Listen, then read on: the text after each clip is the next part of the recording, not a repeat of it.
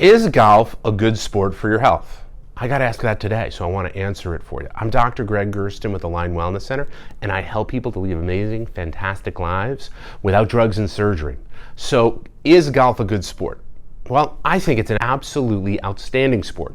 However, if you've had an injury, it may not be the best sport for you. You see, golf winds up being a one-directional, very aggressive movement, the swing.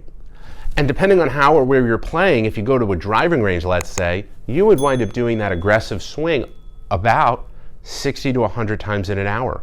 Your bucket of balls. That could cause a ton of damage to a lightly injured place in your spine. The keys are to wind up allowing that area to rest.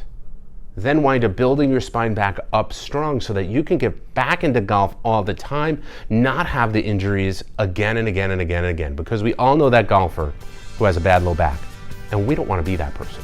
If you want help with it, feel free to reach out to us. We'll look forward to helping you find the right person to help you to get you back into the game and keep you there. Once again, my name is Dr. Gregg Gerstin, and thank you for letting me be a part of your health.